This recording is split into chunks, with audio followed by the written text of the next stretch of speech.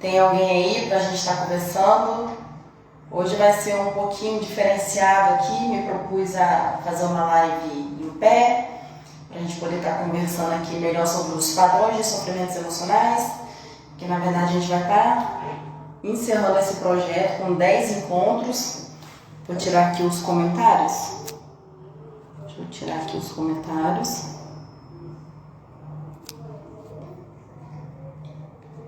Para quem puder mandar aviãozinho, manda um aviãozinho aqui, ok? Que já iremos começar. Vamos falar dos 5 padrões de sofrimentos emocionais que nos propomos a estar falando aqui, que partem de feridas emocionais, ok? Para aqueles que acharem pertinente, pode compartilhar. Ok? Para aqueles que acharem pertinente, pode compartilhar essa live de hoje. Quero aqui agradecer no outro celular o pessoal do Facebook e o pessoal do Periscope. Ok? Peraí, tô dando microfonia aqui. E propus a colocar um microfone, que aí fica mais fácil de vocês me ouvirem a essa distância. Ok? Vamos lá então, né, pessoal? Já que nós estamos falando do encerramento dos padrões de sofrimentos emocionais, ok? Então nós estamos falando do encerramento de um projeto que nasceu da necessidade da gente estar falando sobre emoções. O próprio nome diz, né? Padrões de sofrimentos emocionais, né? E como nasceu esse projeto, né? Esse projeto nasceu da necessidade da gente estar trabalhando as emoções das pessoas. Embora as pessoas às vezes cheguem na fase adulta, mas não sabem se conectar com suas próprias emoções, não sabem caracterizar suas emoções, identificá-las, nem mesmo nomeá-las as suas emoções. Nós temos aqui por volta de 28 a 30 emoções, a depender do teórico, né? Porque quem me segue sabe que a gente tem todas essas emoções, né? Sendo ela irada, apaixonada, triste, alegre. Então, estar triste, estar alegre é o mínimo das emoções. Então, nós temos de 28 a 30 emoções. Então, esse projeto nasceu aqui no Instagram, de fato, para a gente trabalhar as emoções das pessoas. Mas, Michele, a gente vai dar a solução na emoção das pessoas com 10 encontros? Não iremos dar solução nas emoções das pessoas com um encontro de 10 dias, né? Ou com 10 questões que seja, a depender da questão, nós não iremos dar jeito de forma rápida. Por quê? Porque o nosso aparelho psíquico, ele requer o quê? Ressignificação, ele requer repetição, ele requer cuidados. Então, quando se trata de emoções, nós temos que ir devagar, porque a gente está falando de momentos traumáticos, nós estamos falando de crenças limitantes. Então, todo mundo tem seus limites, tem a sua subjetividade, sua identidade. Então, adentrar o campo das emoções não é tão fácil. Então, não em 10 momentos, não em 10 encontros, a gente dá solução para as emoções das pessoas. Mas já é algo para a gente se propor a sentar, a pensar nessas questões, né? Questões essas que o mundo não para para pensar, né, no dia a dia, porque a gente entra em tanta correria que a gente não para pensar nas nossas emoções, né? Não para pensar na gente mesmo. Você vê, a pessoa cuida do filho, cuida do cachorro, do marido, da casa, ou para aqueles que têm a vida de solteiro, né, cuida da irmã, né, tem lá os seus cuidados de solteiro, seus estudos.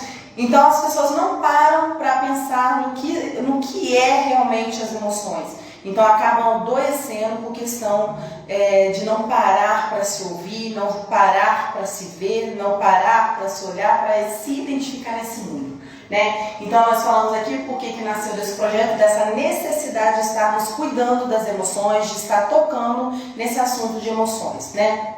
Então quando a gente fala dos padrões de sofrimentos emocionais, o que a gente está falando desses padrões de sofrimentos emocionais? Basicamente, quando a gente fala padrões de sofrimentos, são padrões, o próprio nome já diz, né? Ou seja, coisas taxativas que nós impomos dentro da gente. Ou seja, vou dar um exemplo aqui, bem basiquinho, mas com o tempo vai melhorando, mas só para a gente poder ilustrar. A gente é assim, ó, a gente nasce assim, né? Como uma folha em branco, bem diz John Locke, né? E com o tempo nós iremos ser preenchidos, com o tempo. E aí perpassa entre a gente situações que nos imprimem, né? Que nos inferem sofrimentos, nos inferem felicidades. Então esses padrões de sofrimentos emocionais são padrões, são questões, são inferências que a gente vai fazendo de forma subjetiva, de forma particular do mundo que nos rodeia. Ou seja, a gente pode ter numa casa 2 gêmeos, advindos de 2 pais iguais, morar na mesma casa, mas os 2 não são iguais, ou seja, cada um com a sua identidade, na sua subjetividade, cada um percebe a vida de uma forma, ok? Percebido assim, cada um de uma forma as suas emoções, então ali ele vai inferir, vai imprimir, né, vamos dizer assim, na sua tábua rasa, na sua tábua branca, né, essas inferências da forma com que perceber o mundo. Um exemplo disso, um exemplo que eu sempre dou e gosto muito, são 2 irmãos dentro de uma casa, os 2 estão de castigo dentro de um quarto, sendo João e Maria. João, dá graças a Deus que o castigo é dentro do quarto, né, e ali ele aproveita para jogar videogame e passa o seu dia ali. Já Maria não. Acha aquilo ali constrangedor, acha aquilo ali uma forma que está fazendo ela sofrer, um momento traumático, chora sem parar. Então veja que João, né, lida de forma diferente de Maria, né? Então João não está nem aí, ele quer aproveitar as questões ali do momento e tirar um bom proveito da situação. Ele quer inferir da melhor forma ali aquelas emoções, né? Aquele momento que poderia ser traumático, mas João, como se diz, infere de uma outra forma, de uma forma mais saudável, de uma forma mais dinâmica, de uma forma mais feliz, vamos dizer assim, né? Porque João, pela sua particularidade, pela sua subjetividade, percebe melhor do que Maria aquela situação. Então a Maria, por sua vez, por não estar madura um pouquinho a mais que o João, às vezes até por relação de idade, né, por jeito, pela forma de inferir a vida, por não ter autoconhecimento, a depender da idade. A gente tem ali o autoconhecimento mesmo construído ao longo da vida, porque a gente vai amadurecendo. Para vocês terem ideia, a idade do amadurecimento é de 40 a 60 anos, né? Então não necessariamente uma criança, adolescente ou até mesmo um adulto que saiba de forma madura lidar com as emoções, né? Não necessariamente, não sabe, né? Porque a gente vem mudando ao longo do tempo, a gente vai amadurecendo e a gente vai inferindo de forma positiva ou de negativa. Então esses padrões de sofrimentos emocionais que nós falamos são essas inferências que nós damos, ou seja, os nomes que nós damos, as percepções que nós damos, né? Dentro dessas feridas emocionais. Então, feridas emocionais que seriam o abandono, que seria a injustiça, que seria ali também a humilhação, a traição ou a rejeição. Então, veja que a gente tem 5 feridas emocionais, né? Ou seja, feridas essas que podem ser abertas enquanto a gente é criança ou até mesmo na vida adulta, na vida de adolescente. Então, essa ferida emocional, em algum momento, ela vai ser aberta através desses 5 pilares.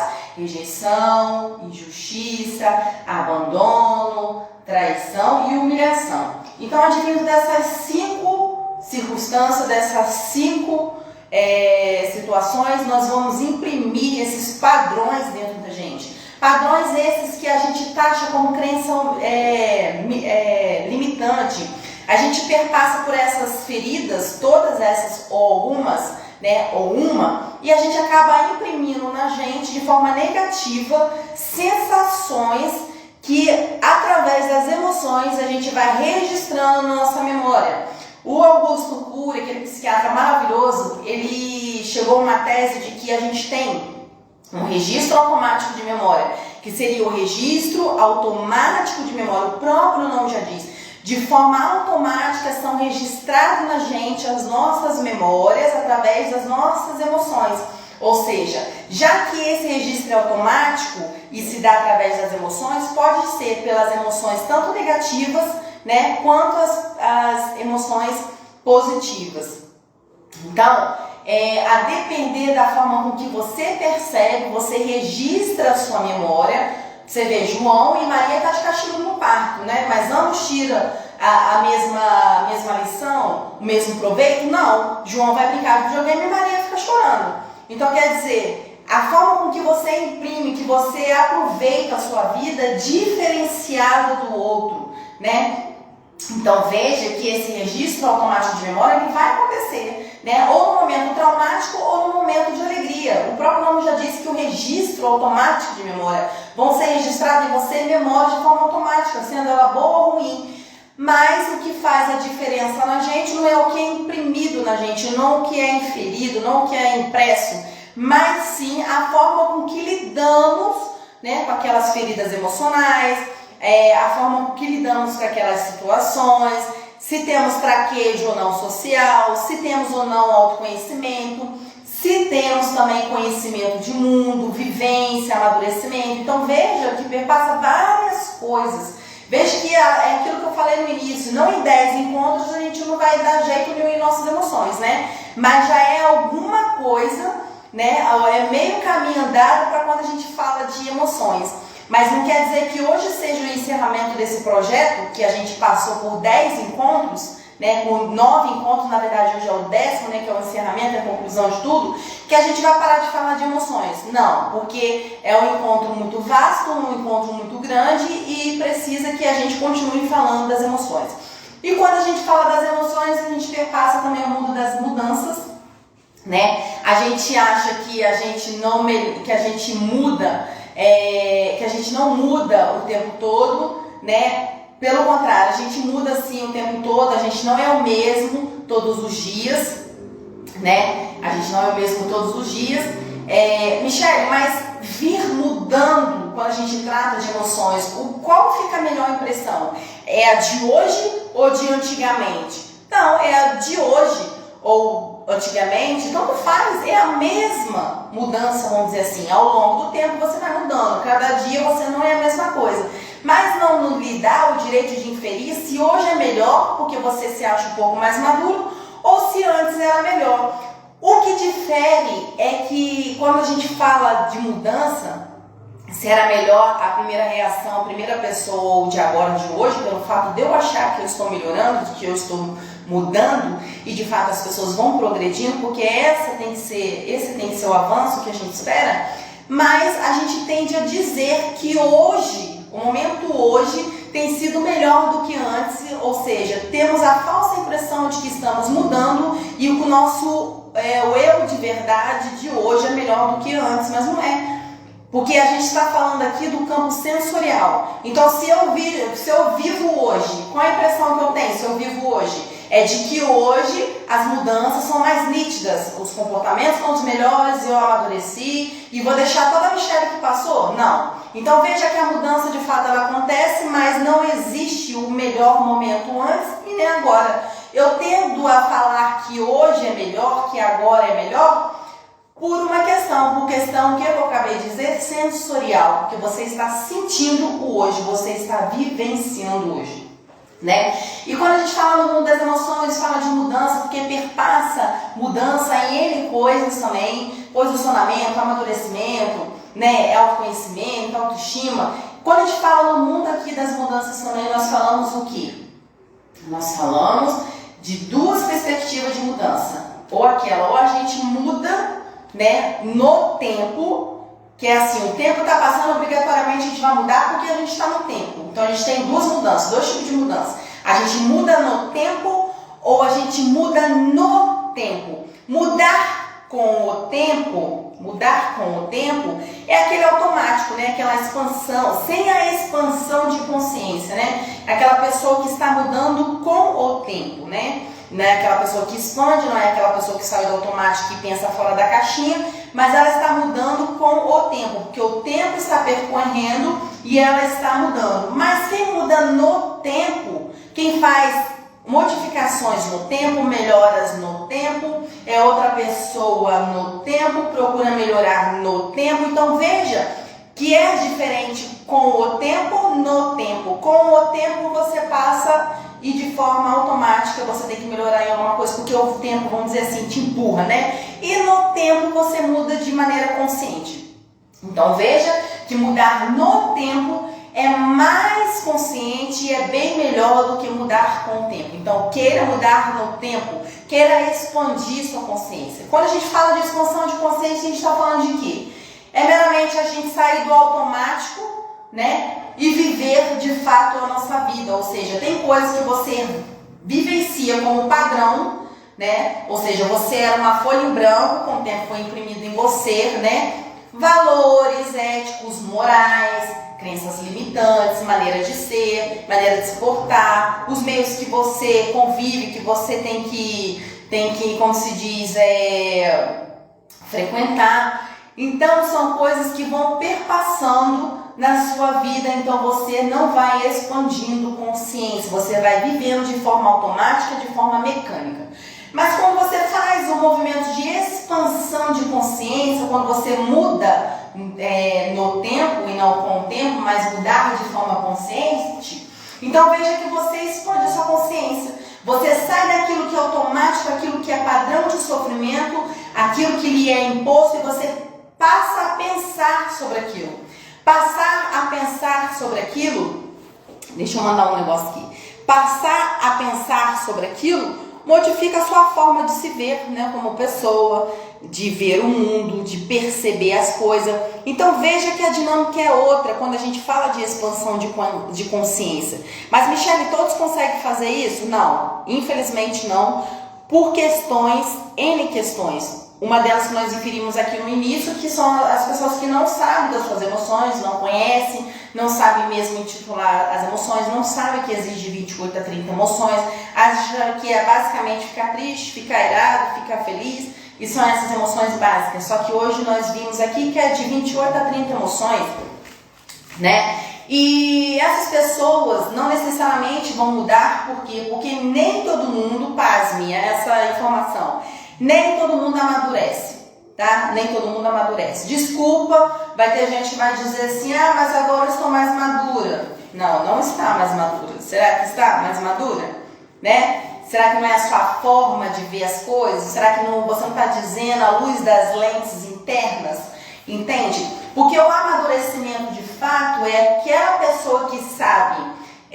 Olha só, veja o amadurecimento. Por que eu estou falando que pode acontecer de você não amadurecer? Porque as pessoas têm o costume de dizer que todas as pessoas amadurecem. Nem todas as pessoas amadurecem, tá certo? Nem todas. E a fase do amadurecimento é de 40 a 60 anos. Então perceba um exemplo que quando a gente fala assim, à luz do ECA, do Estatuto da Criança e do Adolescente, a gente fala que a criança ela vai de 0 a 12 anos incompletos. Tá? Isso é a luz do ECA, o Estatuto da Criança e do Adolescente, onde eu quero chegar para ilustrar para vocês. Já para a psicologia, não. A criança não vai apenas até os 12 anos, mas sim de 18 anos. Então veja que essa perspectiva, essa estimativa de idade é totalmente diferenciada. Então você não pode chegar aqui para mim e falar que você com 30 anos você está maduro, porque a fase do amadurecimento de fato é de 40 a 60 anos. Todos amadurecem? Não, nem todos amadurecem. Né? Então, Michele, fala um pouquinho sobre amadurecimento. O que é amadurecimento de fato? Uma das coisas que te coloca ali na linha do amadurecimento para você pensar se de fato você está amadurecendo ou não, tá? Você passa a filtrar melhor seus pensamentos, você expande sua consciência, você não vive de qualquer jeito, você passa a expandir sua consciência, sai do automático, passa a perceber, a vivenciar de fato as coisas. Ter limite de você e ter limite do outro é saber inferir o que dói em você, dói no outro, tá? E o principal também, filtrar os pensamentos. Nem tudo que chega na sua cabeça você vai acolhendo, tá? A pessoa madura tende a filtrar os seus pensamentos, tende a ter a noção de que todos os pensamentos que tem na sua cabeça não necessariamente ela tem que ser conduzida por todos os pensamentos. Porque, veja, os pensamentos, eles são criados de forma meio que automática, vamos dizer assim. Por quê? Porque assim como o rim, ele filtra o sangue, o cérebro e o coração bombeiam o sangue, e cada órgão do corpo tem a sua funcionalidade, qual a funcionalidade primordial principal do cérebro? É criar pensamentos, sendo eles positivos ou negativos. Então, veja que não é porque você está... Então veja que a função primordial do cérebro é criar pensamentos positivos e negativos. Então durante o dia vai passando pensamentos positivos e negativos na sua cabeça. Então, não necessariamente que você pensou, teve aquele pensamento, que você tem que tomar aquele pensamento como verdade. Entende? Gente, manda aviãozinho pro pessoal, porque hoje é o encerramento aqui do projeto de PCE, Padrões de Sofrimentos Emocionais. Não quero glória para mim, ok? Mas para levar informação pro pessoal, para que eles acharem que é pertinente, manda um aviãozinho, uma espécie de uma pipa que tem aqui embaixo, tá certo? Então veja que amadurecer perpassa outras coisas, N coisas, é filtrar os pensamentos, é se posicionar numa atitude que você respeita o seu limite. Se você respeita o seu limite como pessoa, se você não se dá, né, ao luxo de ser desrespeitado por alguém e não fazer nada quanto aquilo, você está amadurecendo. Ou seja, você se reconhece como alguém importante, alguém autônomo, alguém reflexivo, alguém que tem ali as suas atitudes frente à sociedade, alguém que merece valor. Aquela pessoa que não vive dizendo aquilo que eu falo aqui na live, eu tenho valor, eu sei do meu valor. Gente, não toma como deboche, tá? As coisas que eu falo aqui, toma no coração para crescimento pessoal. Então a pessoa fala que eu tenho o meu valor. Não, você não está inferindo ideia de valor quando você fala que tem o seu valor, tá certo? Você está se rebaixando. Quando a gente fala de dimensão de valor, a dimensão de valor é: qual é a roupa que eu visto? Quais são os ambientes que eu me posiciono, que eu me coloco a ir, né? Quais são as pessoas que me rodeiam? Porque as pessoas que me rodeiam vão dizer muito sobre a minha pessoa, né? Aquilo que elas esperam ouvir, aquilo que elas esperam vivenciar comigo, aquilo que elas esperam caminhar comigo. Tá bom? Então, quando eu falo de valor também, é no sentido da gente não falar que a gente tem valor, mas no sentido da gente de fato inferir valor.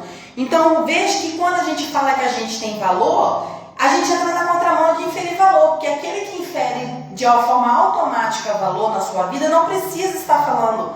Fala-se muito porque é aquele que quer chamar atenção, que aquele que chama atenção meramente por si só, pelas suas atitudes, não precisa viver por aí dizendo que tem valor, entende? Então, para ilustrar bem essa ideia de valor, vamos dar um exemplo que eu sempre dou aqui, que eu acho muito bom para a gente ilustrar. Conta-se uma história, uma dona de uma loja, tá? Ela ia viajar e ela estava desanimada com a sua loja porque não vendia nada. Não vendia nada. Então, essa loja era constituída de artigos maravilhosos, tá? E artigos bem baratos. E eram maravilhosos esses artigos. Artigo, quando eu falo, é artigo de casa, essas coisinhas que as mulheres amam comprar. Então veja, a gente está dando ilustração aqui do que é valor e onde eu quero chegar.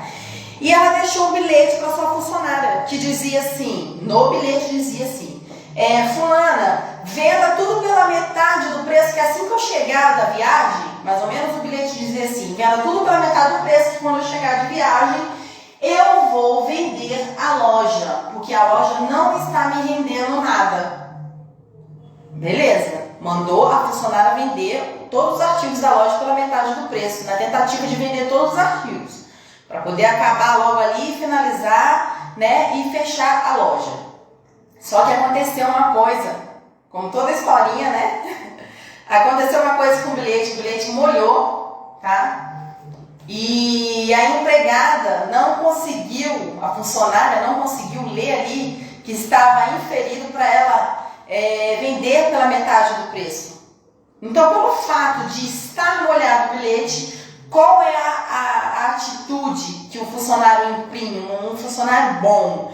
Ele sempre acha que o chefe dele sempre quer algo melhor dele.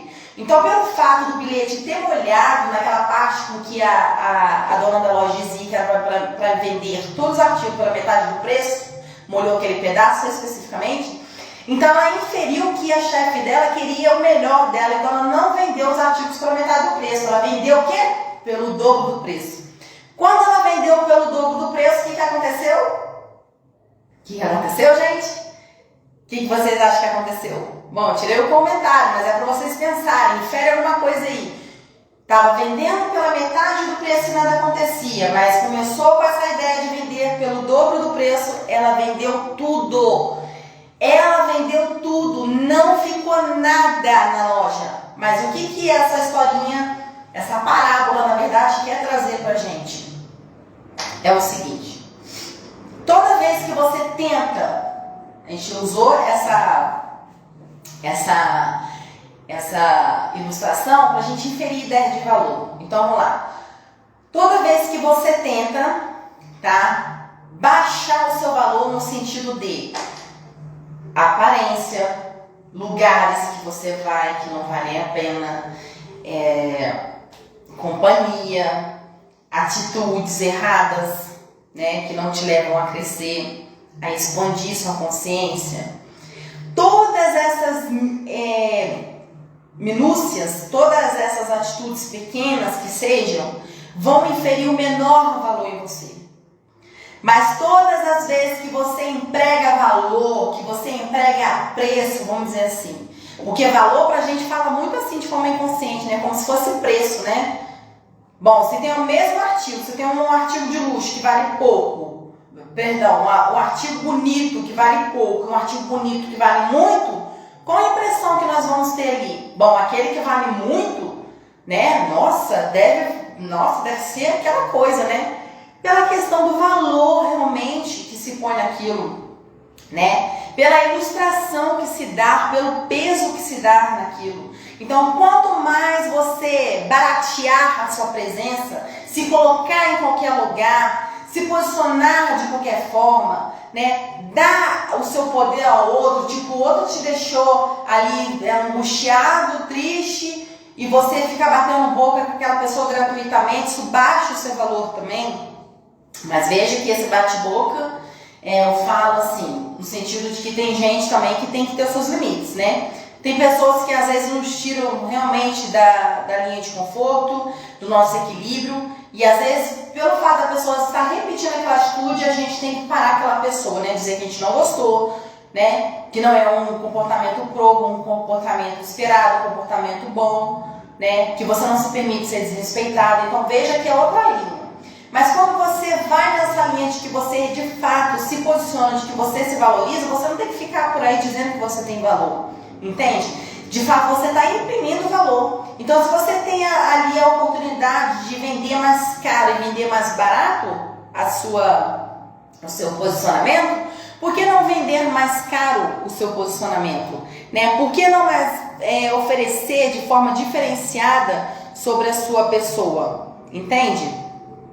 Então, imprimir valor é isso, é você inferir de forma positiva, né, de dar valor, de dar preço, vamos dizer assim, né, à sua pessoa, ok? Então nós falamos aí do que é valor basicamente, falamos de mudança, né, que ela se dá com o tempo ou no tempo, né, falamos também que nós temos a impressão de que nós estamos mudando, né? Claro, evidentemente que a gente está mudando, e o interessante da mudança é o seguinte, gente, às vezes a gente acha que a gente não tem poder de escolha, né? Queria adentrar isso também, já que a gente está falando de emoções, e emoções abarca tudo isso. Às vezes a gente acha que a gente não tem poder de escolha. O próprio fato de você escolher estar na inércia, estar parado, é uma escolha. Veja que de forma inconsciente você escolhe depender de alguém. Se você está inerte, se você está parado, se você está inerte, está parado, você escolhe de forma inconsciente depender de alguém, escolhe não fazer nada, escolhe a não melhorar, escolhe a estar naquela situação, parado, estagnado. Então veja que de forma inconsciente é uma escolha. Então quando nós falamos de emoção, falamos num campo de mudança, né, temos que nos posicionar de forma positiva, à frente. Então, não necessariamente quando a gente fala de poder de escolha, de decisão, né, que é a mudança da gente, uma das coisas é o posicionamento, né, o poder de decisão, a gente chegar também à conclusão de que a gente não perdeu o poder da escolha em nenhum momento, porque o próprio fato de a gente ficar na inércia também, ficar parado também é um tipo de escolha. Então, veja que você escolhe a todo momento. Veja que você tem o poder de ser autônomo, reflexivo. E quais são as coisas que perpassam a sua cabeça? Que nós vimos aqui no início da live que um dos objetivos, fim e principal do cérebro é produzir os pensamentos positivos e negativos. Então, quais são os pensamentos que perpassam a sua cabeça? Será que você tem dado vazão a esses pensamentos? Será que você tem dado crédito a esses pensamentos? Entende essa dinâmica? Então, não necessariamente que esse pensamento esteja na sua cabeça que você tem que dar crédito aos seus pensamentos, correto? Você tem que filtrar os seus pensamentos. Então, quando a gente falou aqui de uma pessoa madura, necessariamente são aquelas pessoas, dos pontos de uma pessoa madura é aquela pessoa que filtra os seus pensamentos. Né? Ela não vai reagir porque ela pensou naquilo. Eu estou pensando que eu gosto de fulano. Aí eu vou nutrir isso, né? Eu vou achar que eu tenho que levar isso para a vida toda. Eu tenho que ficar 8, 9, 10 anos pensando naquela pessoa porque o meu pensamento nutriu daquela forma, né? Aí eu vi de amigos ou de colegas que aquela pessoa é para mim. Então eu passo a nutrir aquilo. Claro que é o que você queria ouvir e queria aquilo para a sua vida, né? Então você fica ali naquela inércia. Por quê? Parado, estagnado, de forma inconsciente. Porque você escolheu daquela forma. E porque você decidiu dar nutrientes àqueles pensamentos negativos que você teve, né? E quando a gente fala também de mudança, vamos adentrar também um tópico aqui que eu anotei para vocês sobre o ponto de fixação. Alguém que sabe o que é o ponto de fixação? Quando nós falamos no campo das emoções, nós temos ali o ponto inicial e o ponto final. Quando a gente quer mudança, quando a gente quer evoluir. Como nós vimos aqui que foram várias coisas impressas na gente, né? Às vezes a pessoa vai para uma terapia e acha que na segunda sessão a pessoa já vai sair já com uma consciência, uma expansão de consciência fora do sério, né? Uma outra pessoa. Gente, o aparelho psíquico ele requer repetição, ele requer ressignificação, ele requer que você pare, pense, que você traga do inconsciente para o consciente aquilo que você não via. Então veja que é um progresso, veja que tem que ter necessidade de vários encontros para você se encontrar com você mesmo. Quando a gente fala dessa mudança, quando a gente fala de emoção, quando a gente fala do que a gente quer, até o que a gente almeja alcançar como pessoa, como mudança, como evolução de emoção, que seja, nós temos o ponto de fixação, que é o ponto inicial, nós temos o ponto de fixação que fica no meio. Então nós temos daquilo que nós esperamos até onde nós queremos chegar, nós temos um ponto inicial e um ponto final. E no meio desse ponto inicial e desse ponto final, nós temos o ponto de fixação que fica logo no meio. Então esperar aquilo que nós queremos e esperar aquilo que nós desejamos alcançar, no meio dessa linha tem um ponto de fixação. E esse ponto de fixação vai todo momento tentar te desistir de mudar. Por quê? Porque o nosso cérebro ele é preguiçoso. Mas veja que não é o seu, veja que não é a Diana, veja que não é o meu, veja que não é da Eliane, não é da Camila, não é de A e B. Veja que o cérebro humano, ele é assim. Então, se a gente não continuar ali batendo naquele ponto de fixação do que a gente parte até onde a gente espera, que no meio tem esse ponto de fixação, a gente não vai vencer. Porque uma das funções do cérebro é isso, é reservar energia. Então ele não quer se estressar demais, de forma automática ele reserva energia por uma questão de defesa. Porque se um dia ele precisar de uma defesa, ele tem ali a reserva de energia. Então veja que o ponto inicial e o ponto final, no meio é um ponto de fixação. Então querer mudança e esperar a mudança final que você tanto procura, você tem que bater naquela tecla, você tem que insistir. Porque o seu cérebro vai tentar te desanimar. Por conta desse ponto de fixação. Você tem que romper esse ponto de fixação pela questão do cérebro querer reservar energia. Então ele te dá uma descarga, né? Te dá uma desmotivação, te dá uma depressão. E levando para o campo das emoções, quando nós falamos de depressão, a gente pensa numa pista, né? Totalmente reta, lisa, um asfalto, vamos pensar um asfalto americano, né? Maravilhoso, todo liso. E ali no meio tem uma depressão, uma leve caída, um leve buraco. Então, a vez que aquilo ali é uma depressão, você estava vindo e você caiu e você voltou. Então, veja que essa leve depressão, que você caiu, que você estava vindo numa linha reta, você pode tirar aí como um ponto de fixação. Porque se você não insistir nesse ponto de fixação, o que vai acontecer? Você vai ficar no meio do caminho, você não vai conseguir romper. Então, muita gente entra nesse protocolo doentio de depressão, tá? Até mesmo desiste da vida, de fazer as coisas, por conta dessa descarga que o cérebro dá. Esse pequeno desânimo, essa reserva de energia. Então, quer dizer, a pessoa já está um pouco desmotivada, vieram os problemas, ou uma ferida emocional, quem sabe, que é tirada aí como ponto humilhação, abandono, rejeição, traição. E tem um outro também que é rejeição, injustiça, abandono, humilhação e traição. Então veja que se a pessoa perpassar por uma dessas questões, e tem mais ainda a questão do cérebro de reservar energia, a pessoa dá uma estagnada, a pessoa dá uma parada, porque de fato a pessoa deprime, a pessoa cai, o cérebro para, não totalmente, mas é uma queda de energia, vamos dizer assim, para guardar energia, para fazer reserva de energia. É meio contraditório, né? Dá uma caída para ter uma reserva de energia, por questão de mecanismo de defesa, daquela parada, aquela desaceleração mesmo. Então, se a gente não insistir nas nossas causas, se a gente não insistir nas nossas emoções, se a gente não insistir na gente mesmo, não colocar em prática o nosso eu de verdade, a gente não sai dessa linha de estagnação. Então, veja que a depressão é diferente de tristeza. A tristeza é um dos sintomas, uma das nossas emoções. Lembra que nós falamos aqui que as nossas emoções, a depender do teórico, é de 28 a 30 emoções? Então, estar triste é uma das nossas emoções. Então, eu estou triste, eu estou alegre, eu estou irado, eu estou apaixonado, eu estou enfesado, eu estou enjoado. Então, de 28 a 30 emoções. Então, se eu estou triste, é normal eu estar triste. Ora eu vou estar feliz, ora eu vou estar alegre. E valorizar essa tristeza no emocionômetro. Mostrar para o seu filho desde cedo que aquelas emoções que nós intitulamos como emoções negativas, como estar triste, estar nervoso, estar irado, não são de fato emoções negativas. São emoções inerentes ao ser humano, existentes no ser humano.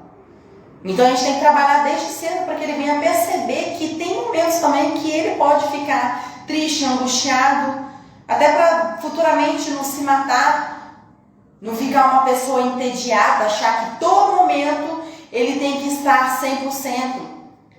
Tem uma frase, gente, que eu costumo sempre postar: estar tudo bem, não estar tudo bem todo dia. Ou seja, se você não está se sentindo bem todos os dias, é uma máxima, é algo normal. Eu não vou estar bem todos os dias. Você não vai estar bem todos os dias. Ninguém vai estar bem todos os dias. Porque nós temos de 28 a 30 emoções existentes, inerentes na gente.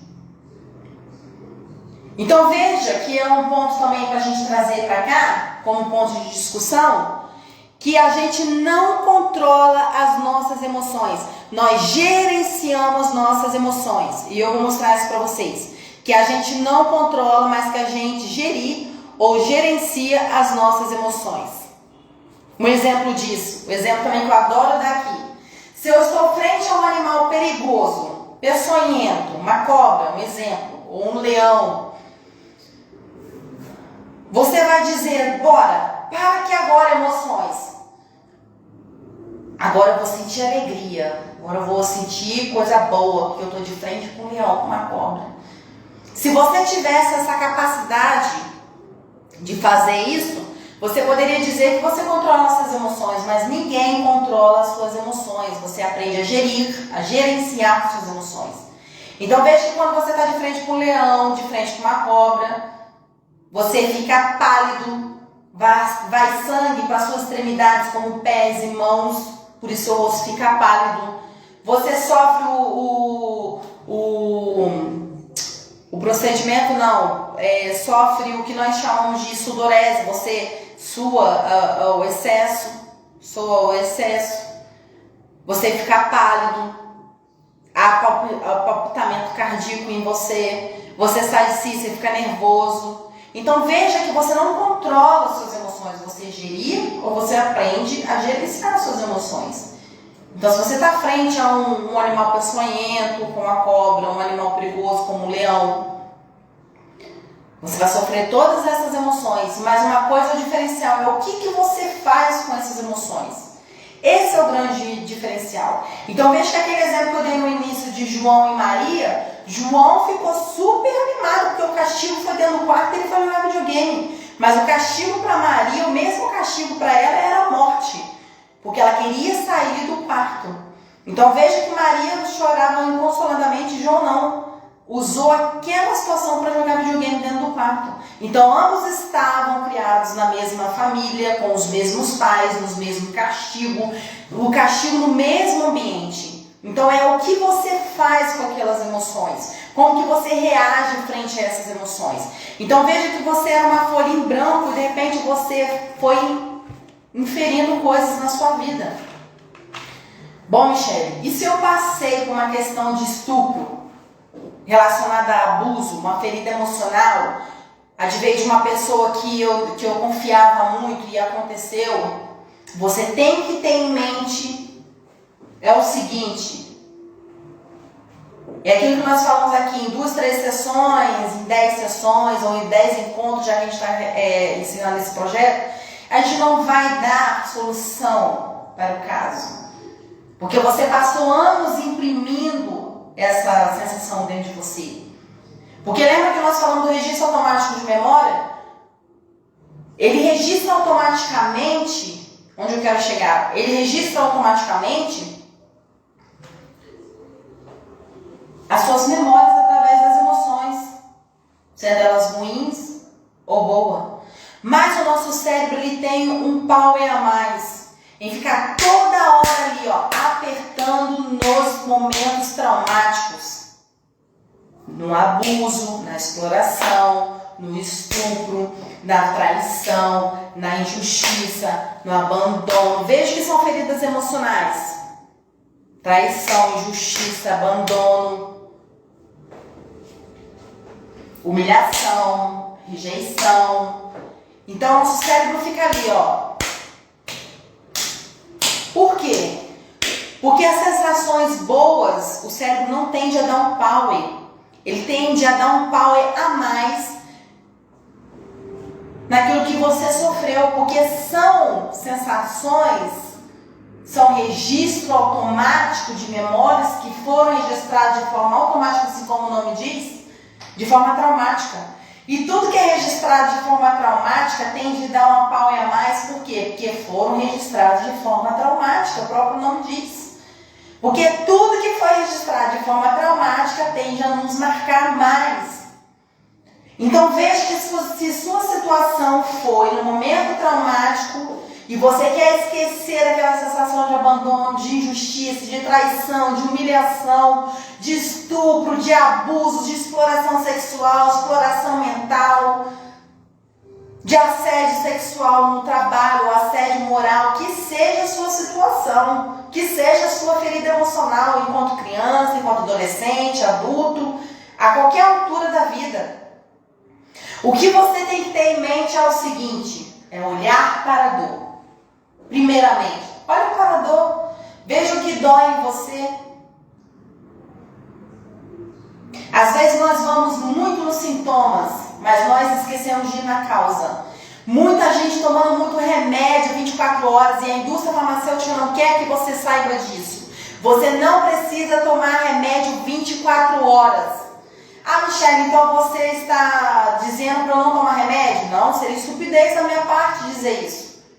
Porque os remédios, procedimentos farmacêuticos, procedimentos médicos, eles são estudados, são esquematizados, são revistos, é dado científico, é estudo, envolve pesquisa.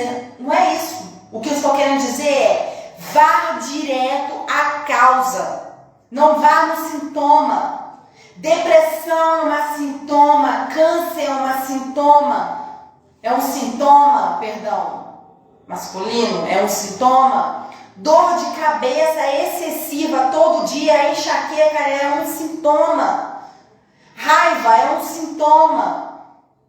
Então veja que você não tem que ir no sintoma, o que é um produto final.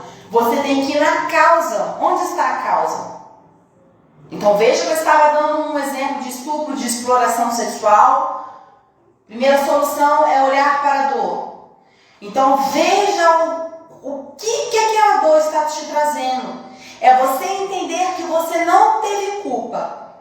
Você veio a esse mundo como uma folha em branco, que nós falamos, e bem dizia John Luke, e aqui você foi impresso várias coisas em você, várias referências. E com todo esse bolo doido que foi feito dentro de você, com todas essas informações, referências, subjetividade, como você percebeu o mundo, o que você inferiu, os padrões de sofrimento que você misturou aqui dentro, rejeição, abandono, humilhação, traição, injustiça, feridas emocionais, tudo isso virou um bolo doido na sua cabeça. É você olhar para a dor e dizer o que essa dor está tentando me ensinar. Seja ela desde uma dor de cabeça, um câncer, uma raiva, a sensação de que você não gostou de algo, de injustiça. Veja que anos da minha vida eu fui humilhada, tá?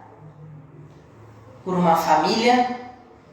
E eu tinha ali a escolha, ou desistir, ser uma fracassada e ser de fato o que eles esperavam de mim, ou eu a cada dia me repaginar, me fazer melhor, sentar e perceber e ver a minha dor. A minha dor nessa situação seria o seguinte: como eu estava passando por um momento de humilhação excessiva, olhar para a minha dor é o seguinte: por que eu estou me portando com algo que alguém de fora veio imprimir em mim? Bom, se eu era uma folha em branco, se eu tenho minha subjetividade, meu ponto de vista, e foram impressas coisas em mim, até mesmo lixos alheios, né? Porque se a pessoa tenta te afetar, é porque a pessoa está muito ruim. Porque quem está bem consigo mesmo, é aquela frase, e nós não vamos sair dela. Desculpa pelo palavrão, mas ela fala, palavrão não, essa não fala palavrão, aqui fala palavrão, vou deixar pra lá. Mas essa diz, quem está bem não enche o saco de ninguém. Então, se essa pessoa estivesse tão bem, ela não vinha até mim e ferir humilhação. Então, olhar para a dor por que eu, Michele, estava assim, me sentindo daquela forma? Porque, de fato, eu estava me sentindo pequena, estava me sentindo desacolhida, estava me sentindo esquecida de mim mesma, que quando você se afasta do seu eu de verdade, você dá vazão a esses feridas emocionais, a esses padrões de feridas emocionais, o que te acontece? Você adoece. Então veja que esse é o sintoma, esse é o produto final. Mas vamos lá na causa. Por que será que eu tinha esse tipo de inferência? Porque os meus... Claro que há de vivência para vivência, mas é o meu exemplo de vida. Os meus pais se separaram, eu era adolescente. Então eu feri dessa forma como forma de abandono. Quando meu pai saiu de casa, se afastou da gente. Mas não que ele tenha me abandonado. Meu pai tem uns problemas lá com a minha mãe, como todo casal tem, mas como filho ele é um excelente pai. Nunca me desrespeitou, sempre me amou, sempre me honrou. Então veja, enquanto ele esteve em casa, sempre cuidou da gente. Então veja que a forma com que eu imprimi como abandono, eu levei para a minha vida. Então, veja que quando aquele padrão, então veja que houve um padrão de feridas emocionais, um padrão de sofrimento emocional, que eu inferi como abandono, quando as pessoas na fase adulta vinham me humilhar, que é o meu padrão de ferida emocional, era a humilhação, minha ferida emocional, ligada ao abandono. Então vejo que humilhação e abandono tem uma relação também. Então quando essa pessoa vinha me humilhar, lá no meu inconsciente eu me sentia abandonada. Então eu de forma inconsciente me abandonava também. Eu chorava, eu acreditava na mentira daquelas pessoas. E são pessoas ruins, claro. Mas o que você faz com a informação que leva até você? O que fazem de você? Essa é a diferença. Então, sentei para ouvir a minha dor, sentei para ver onde estava a causa e não o sintoma, e aí eu comecei a melhorar. Mas de forma automática, Michele, só ouvindo a sua dor? Não. Fazendo um curso de terapia, que foi aqui que eu cheguei. Primeiro eu fiz terapia em mim. Depois eu estudei terapia. Me apaixonei pelo negócio. Então veja, não é só sentir a dor, é o que você faz com a dor. Então se eu sentir a dor, posso fazer um curso relacionado a isso para eu melhorar a minha dor e querer ajudar o outro. Identificar as mazelas de um e outro. Uau, adoro fazer isso.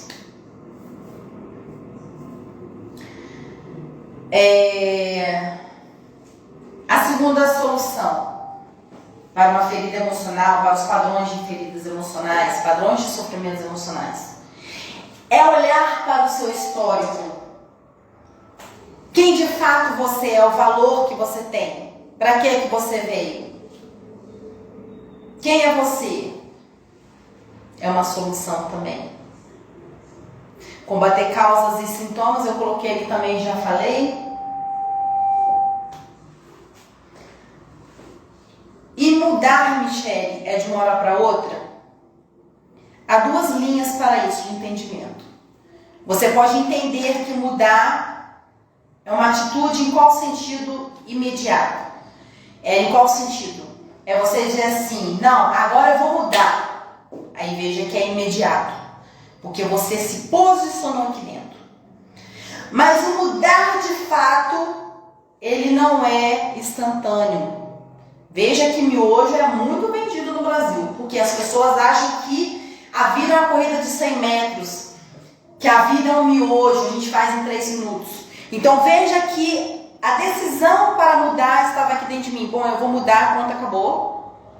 Foi imediata, foi iminente, foi atual. Mas mudar de fato não é um miojo, não é instantâneo.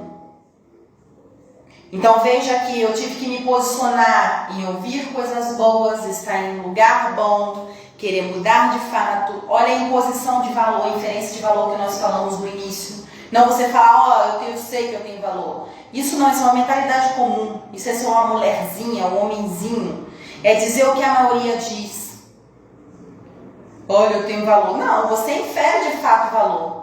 Será que você infere de fato valor realmente o ambiente que você vai, a forma com que você se veste, você fala, você vigia as suas palavras? Essas atitudes.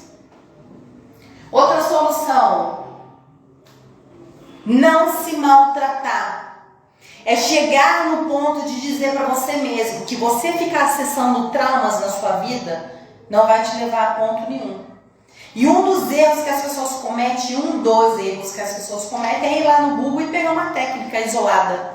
Agora é a hora de eu trabalhar meu abandono. Minha ferida emocional agora é abandono. Agora é humilhação, agora é traição. Agora é injustiça. Então meio que você vai lá na causa, você vê o que de fato mexeu com você, o que marcou em você, e você quer ir lá pegar uma técnica isolada.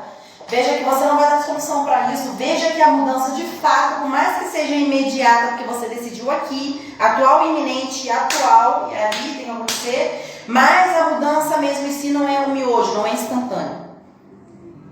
Então veja que é um processo de mudança. E tem muita gente vendendo a ideia de coach. Cuidado com os coach.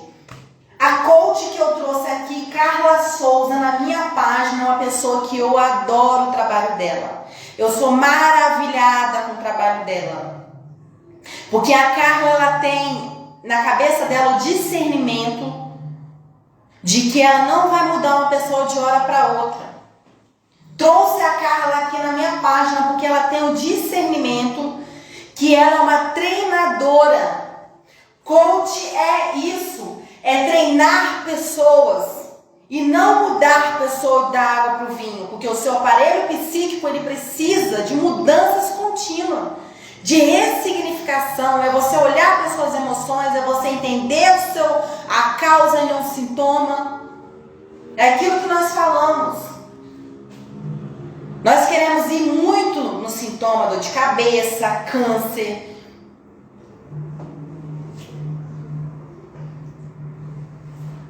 Mas e aí, onde está a causa?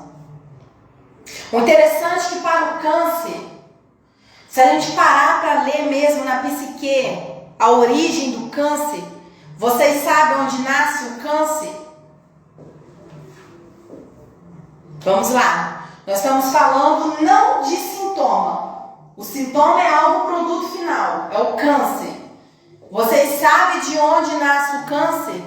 O câncer nasce da raiva. A pessoa passa raiva a vida toda com uma pessoa do lado. A pessoa passa raiva a vida toda.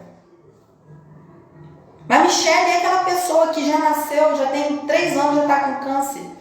Está no gene dessa pessoa.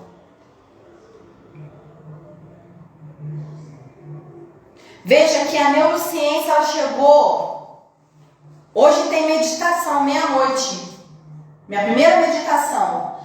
Onde eu quero chegar. Mas Michele, por que a meditação? Porque a meditação traz a gente para a gente mesmo. Um exemplo disso, onde eu quero chegar. A gente não é capaz de amar o outro. Pela psicanálise, nós amamos somente a nós mesmos. Mas Michele, eu amo meu marido, eu amo meus filhos. Você ama de 2 formas. Ou você ama aquilo que você ama em você no outro, ou você ama aquilo que o outro tem que te complementa. Então veja que é um reflexo, é uma projeção. É essa técnica de projeção que você faz o tempo todo. Então amar é isso, tanto é que você não ama o diferente. Você discute com o diferente, você quer imprimir suas razões no diferente, você quer mostrar que você tem razão, você briga.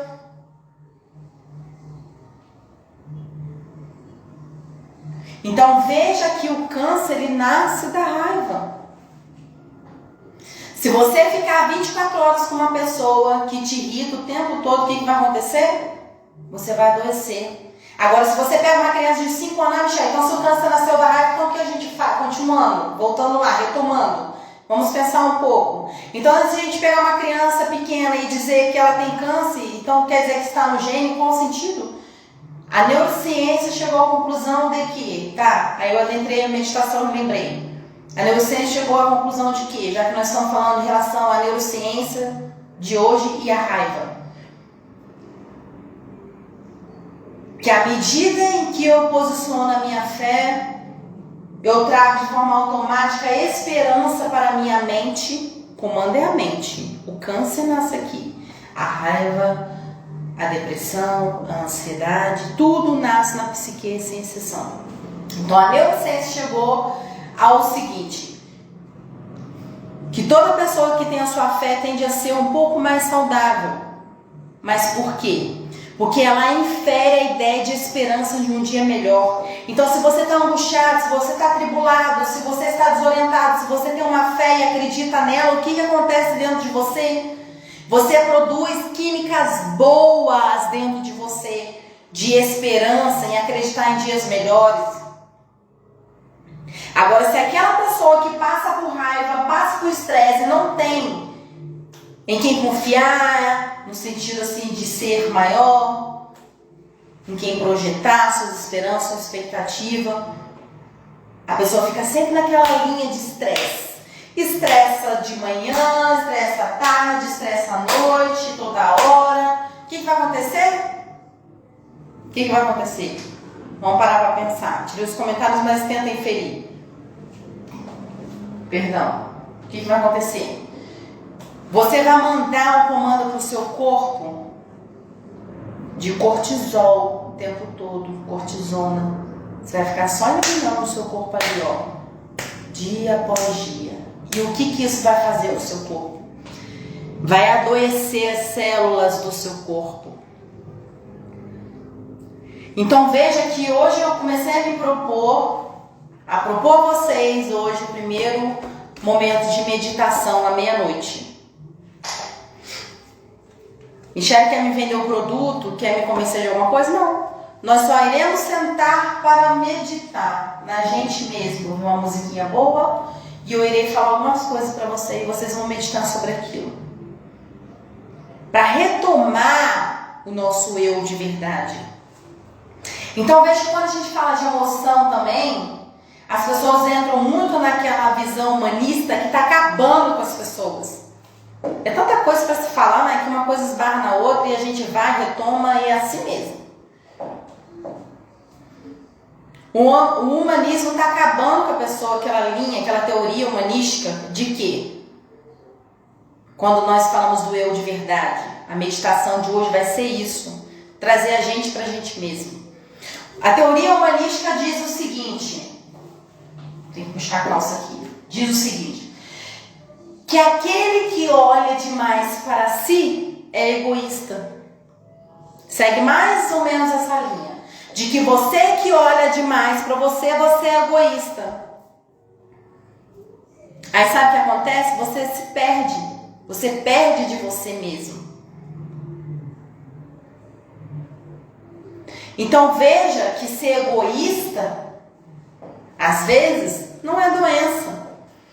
Ser egoísta, às vezes, é ter um encontro com você mesmo, ser amante de você mesmo. E a Bíblia não fala em nenhum momento para a gente não ser amante de nós mesmos. Não ser amante do dinheiro. Amar o outro como a ti mesmo. Uau! Amar o outro como a ti mesmo. E a Bíblia ela foi escrita 1600 anos antes. E como ela acertou? Amar o outro como a nós mesmos. E quando nós falamos em relação de amor aqui, eu falei que nós só temos a capacidade de amar no outro nós mesmos. Amar o que o outro é, mas no sentido do que a gente é no outro, o que a gente apaixona, o que a gente gosta no outro, se identifica. Ou aquilo que o outro me complementa no sentido de que eu queria ser aquilo e estar no outro. E veja que você bate de frente o tempo todo com o diferente por conta disso. Então veja que quanto mais distante do seu padrão, quanto mais distante do seu eu de verdade, a sua essência, de quem de fato você é, mais você adoece. Porque o que nós temos aí fora, eu anotei aqui nos meus tópicos, é um sistema sem resposta. E qual é o sistema sem resposta? Um exemplo disso, a indústria farmacêutica fica o tempo todo vendendo remédio pra gente, como solução. Ah, Michelle, então você está dizendo pra gente não tomar remédio? Aquilo que eu falei antes. Não. Teve cunho científico, teve uma organização, teve pesquisa. Não estou dizendo isso, mas vocês entenderam o que eu quero dizer. Eu conheço gente que tem rinite alérgica, rinite de qualquer natureza, toma remédio 24 horas. Mas será que você não pode lidar um pouco com a sua dor, sentir um pouco a sua dor? Michelle, mas isso é masoquismo, sentir a dor? Não. É você ver de fato de onde está vindo a origem daquilo. Tem gente que tem dor de cabeça o tempo todo. Pode ser o café em demasia, pouca água. Pode ser um estádio de vigia, tem que fazer uma constelação, uma terapia para investigar isso. Às vezes a pessoa abortou, às vezes a pessoa perdeu alguém, fica em estágio de vigia, acha que vai vigiar de forma inconsciente, vai tomar conta, vai dar conta do negócio. E aquilo fica somatizado na mente, no corpo. Então veja que a gente tem que ir na causa e não no sintoma. O sintoma é o produto final. Tá? Então vamos ver ali outra solução que eu listei ali. Não se auto-julgar. Identificou um padrão de sofrimento emocional impresso em você. Identificou uma ferida emocional, sendo humilhação, abandono, traição, injustiça. O que você vai fazer? Além de você ouvir a sua dor, além de você combater a causa nos sintomas, eu listei ali, não se maltratar, não se auto-julgar. É entender que aquilo que você está sabendo hoje, você não sabia antes. Hashtag, agora sei. Vamos dizer assim. Entendeu? Então a gente não se julga pelo que a gente não sabia. A gente dá a oportunidade de ser melhor todos os dias. Vocês acham que foi muito fácil para mim, para eu chegar aqui hoje e estar falando isso tudo para vocês? E o meu estágio de humilhação? E aquela família que tentava me humilhar constantemente, que eu não mencionei quem é? Porque tem coisa que a gente menciona que a gente se expõe demais. Tem que ter cuidado com isso. Informação é controle. Uma das coisas que nós falamos aqui. Mas eu poderia deixar aquilo me controlar, não deixei. Não me auto-vitimizei. Eu usei de alguma coisa que tinha dentro de mim para me motivar, para me dar força. Para eu enxergar que ou eu me levantava ou ninguém mais me levantava. Então a gente tem que ter essa perspectiva de vida. Ou você se levanta de onde você está, ou ninguém mais te levanta. Então essa visão humanística de que você está sendo egoísta em olhar demais para você, isso é uma visão maligna. Que a própria Bíblia diz: amar o próximo como a ti mesmo. E nós chegamos à conclusão aqui hoje que pela psicanálise a gente só ama no outro aquilo que nós amamos em nós mesmos. Pelos demais a gente não ama, porque o demais é diferente da gente. Então a gente atende o quê? A imprimir agressão naquele que é diferente. Veja minha live da agressão em 7 minutos apenas. Então ou você retoma a vida que você tem pela mão, hoje como adulto consciente toma na mão aquela criança interna que sofreu. E hoje você, com uma expansão de consciência e consciente do jeito que você está hoje, ou você vai continuar nessa penura. Ou se propõe se libertar dessa cadeia mental, ou você vai continuar. Assim foi comigo. Como eu relatei aqui no discorrer da live. Porque o maior predador nosso não está fora da gente, está dentro da nossa mente. São pensamentos disfuncionais 24 horas. E se eu for ali, será que vai acontecer isso? E se eu for, vai acontecer um acidente. Olha o ser. Olha o posicionamento. Pensamentos disfuncionais a todo momento. Se eu for ali, pode acontecer uma coisa. Sensação de catástrofe o tempo todo. Então veja que você tem crenças limitantes. Não posso, não consigo. Não posso, não consigo. Ó, você era uma folha em branco. Foi inferido em você várias coisas.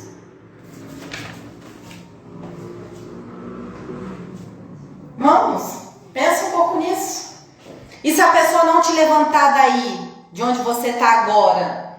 Eu não estou falando com arrogância, me toma no coração. Quando eu me propus a fazer esse projeto, porque eu amo a sua vida, porque eu me importo com a sua vida.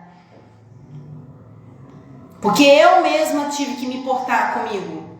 Porque se eu não me importasse comigo, quem ia me colocar de pé? Será que você vai se posicionar nessa crença limitante de que você é isso ou aquilo porque as pessoas disseram que você é? Coloque o seu eu de verdade para fora. Joga esses padrões de sofrimentos emocionais fora, que é aquilo que nós falamos. Ressignifique.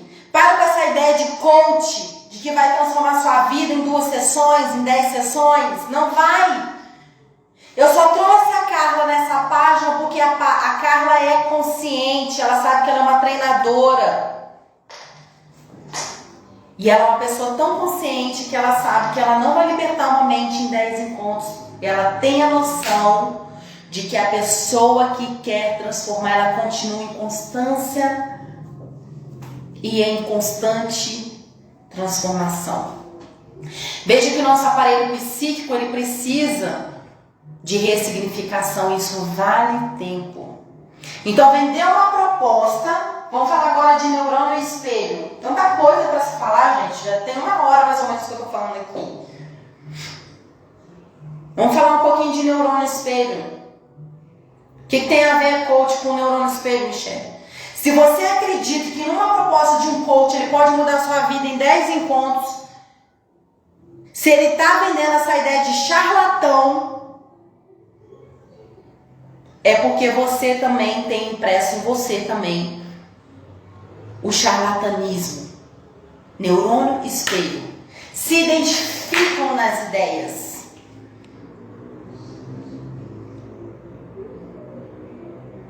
O coach tem lá seu valor? Tem.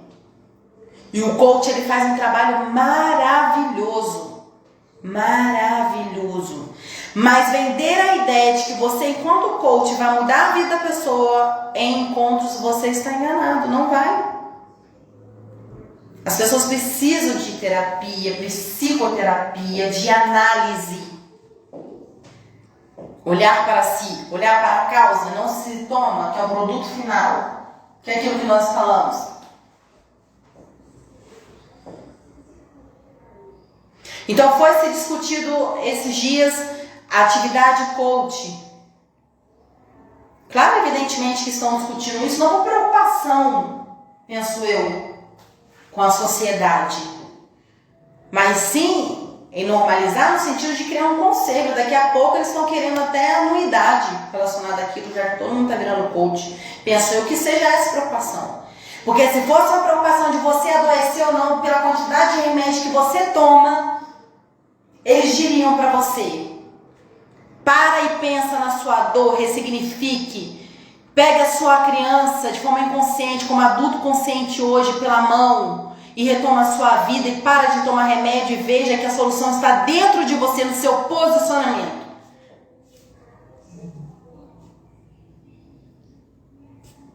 Uau, isso dói, né? Você acha que a indústria farmacêutica vai falar isso para vocês? Claro que não. Então, está discutindo sobre a ideia de coach, profissão de coach, vocês acham que eles estão preocupados com a classe coach? Não, porque eles daqui a pouco vão criar conselho para isso e vão querer anuidade. Vai querer gerar anuidade daquela profissão. Vai se fazer o uso daquela credencial de coach.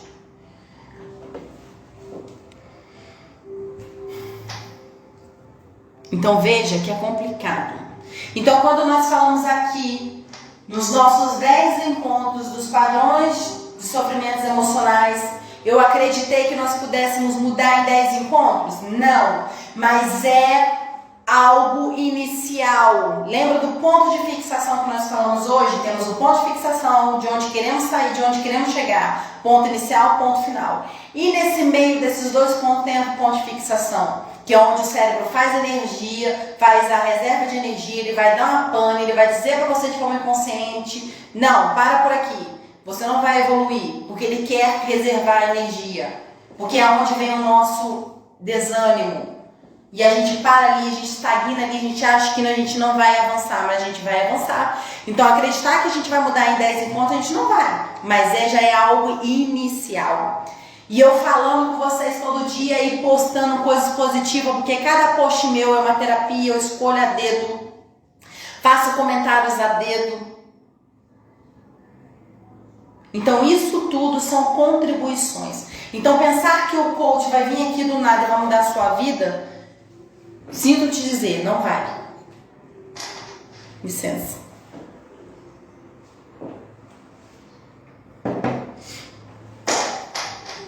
Coloquei ali mais uma solução, discordando, confrontando o que pensamos.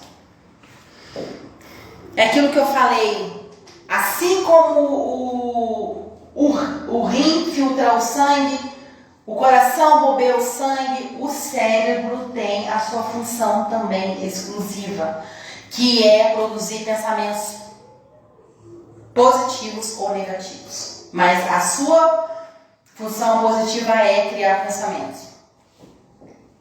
Então, quando eu falo ali discordando e confrontando o que pensamos, é no sentido de que não necessariamente aquilo que você pensa é uma verdade. Não necessariamente aquilo que você pensa sobre você mesmo é uma verdade.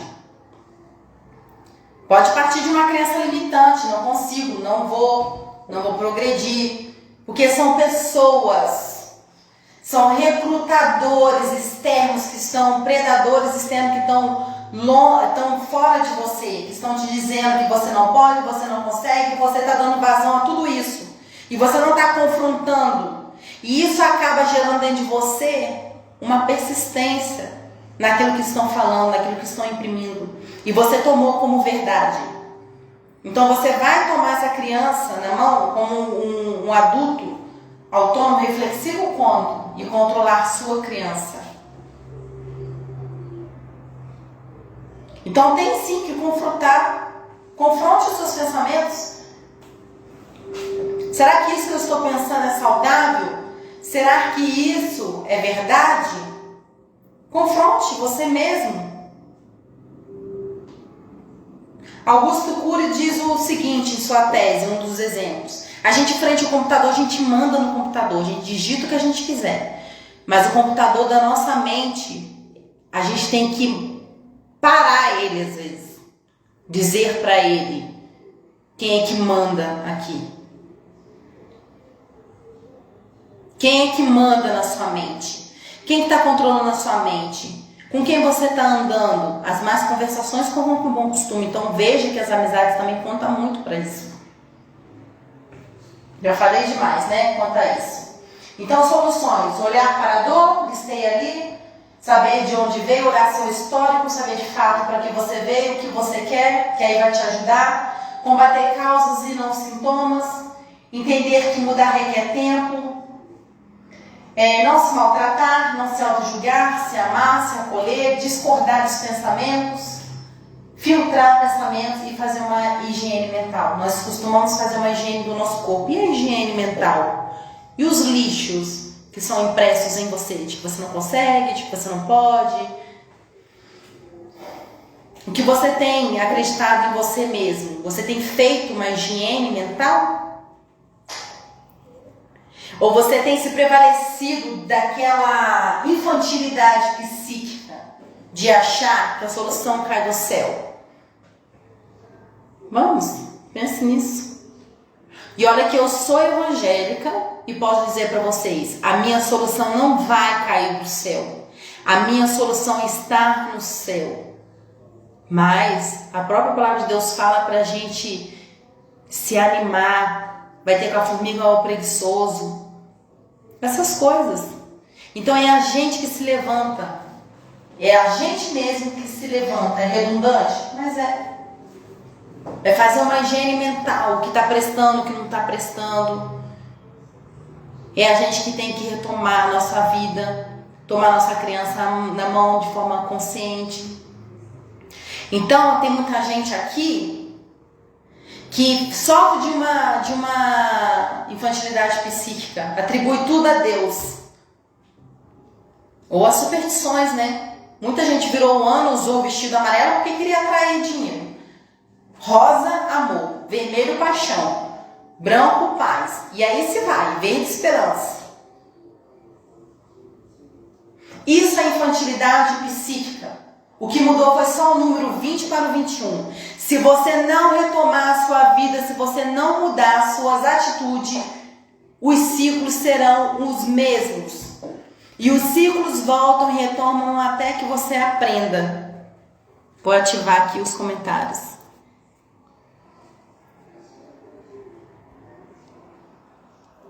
Só um instante. Quem quiser escrever alguma coisa, tá? Nós já estamos quase encerrando. Então veja que é você que retoma a sua vida. Agora só para a gente fechar aqui, já que eu falei muito, o que tem em comum então em todos os padrões de sofrimentos emocionais? É o medo. Oi Sara, amor, Vladimir, minha mãe, pessoal do outro celular, mãe, muito obrigada, Periscopo também. Feito com muito amor e carinho. Então quando nós estamos falando nos nossos 10 encontros sobre os padrões de sofrimentos emocionais, nós estamos falando de quê? Em comum. Já que a gente está falando do medo da crítica, medo do desconhecido, medo da rejeição, do fracasso. O que tem em comum aí? É o medo. Porque quando são impressos na gente sofrimentos, crenças limitantes, porque a gente é assim, tudo em branco, né? Daqui a pouco a gente ficou assim. Então, quando a gente passa por experiências traumáticas, o que é impresso na gente é o medo. Mas de onde veio o medo? O medo veio de um mecanismo que o cérebro tem. Pasme, é um mecanismo, querendo ou não, de defesa. É como se o cérebro dissesse assim: se você sofreu abandono, toma aí o medo para você se defender, para você não passar novamente nessa linha. Se você passou pela rejeição, toma aí o medinho de forma inconsciente, para você não passar por essa mesma situação. Então você se põe no medo, você se posiciona no medo como mecanismo de defesa de forma inconsciente, porque você não quer passar por aquilo novamente. Então você cria um medo. Então vamos lá. Falamos de onde nasceu o projeto, o que são os padrões de sofrimentos emocionais, estamos quase encerrando. Quais são os PCS, que é o medo da rejeição, fracasso, crítica, desconhecido.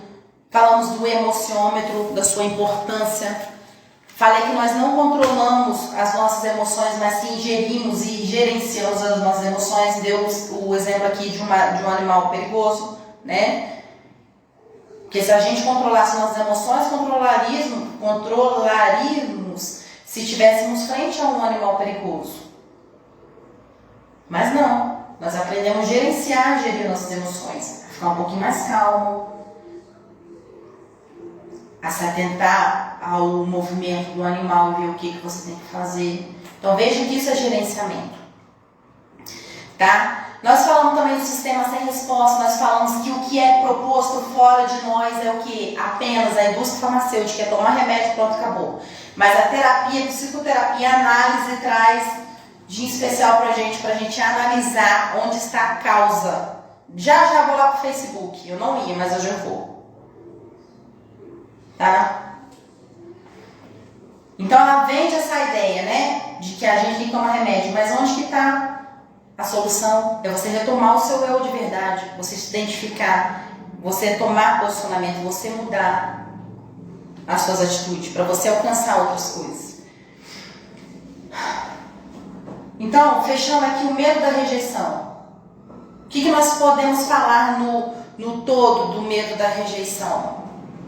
Quando nós tratamos aqui na página. Que a rejeição, querendo ou não, é um reflexo. Então, tem N justificativa para a rejeição. Então, se eu fui rejeitado um dia, logo eu posso ter rejeitado alguém. Então, se hoje eu rejeito alguém, porque eu posso ter sofrido a rejeição. Então, eu reflito isso no outro. Outro tópico que eu coloquei ali para rejeição. Tenha cuidado o que o seu cérebro diz para você quando você acha que você é rejeitado. Todas as pessoas são rejeitadas em algum momento. Não coadunou as ideias, lembra que eu falei? Não coadunou as ideias, são diferentes em algum ponto? As pessoas vão te rejeitar mesmo. As pessoas não vão querer você perto, não vai querer você como um grupo de amizade. Não se identificou. Então, em algum momento, nós somos rejeitados. Então, cuidado com a mentira que o seu cérebro conta para você, de que você não é querido, você não é bem aceito. Então, sobre a rejeição, ainda o que podemos colocar aqui, de pertinente mesmo, para a gente poder enxugar legal, fazer uma amaranhada, tá? De tudo aquilo que nós colocamos aqui. Ah, neurociência é linda mesmo, né? Ainda mais quando fala da relação da fé, né? É mais linda ainda. Qualquer dia desse eu vou chamar a Sara para fazer uma live comigo. A Sara é a nossa psicóloga preferida aí. Um beijo, Sara. Então, continuando aqui a rejeição. O que o seu cérebro tem contado para você quanto à rejeição? Que seu pai não gosta de você? Que seu pai te rejeitou? Mas será que seu pai teve você naquela circunstância que ele não podia ficar com você porque ele era amante da sua mãe? Ou porque ele não tinha uma cabeça madura para te ter naquela ocasião? Então veja que ele não olhou você enquanto bebê. Cuidado com as mentiras que o cérebro conta para você. Então estamos traçando os tópicos aqui sobre rejeição para quem chegou agora também. Então veja que ele olhou para você, não necessariamente ligado à sua imagem, à sua pessoa. Ai, que bebê horroroso, ai, não gostei, jogou fora. Cuidado com a mentira que o cérebro conta para você. Então, retomando quem chegou. Rejeição, podemos sofrer rejeição, todos nós podemos. Não coadunou a ideia, podemos ser diferente, alguém vai rejeitar a gente. O que eu coloquei ali também, pelo fato de ser diferente, não coadunou, rejeição. Olhou o filho, não necessariamente porque não gostou do que o filho é e rejeitou o filho, não, é pelas condições do momento. Às vezes o cara é amante da outra, às vezes não tinha dinheiro, então veja que é a circunstância, é a razão de tudo. E não porque ele olhou para você e não gostou de você.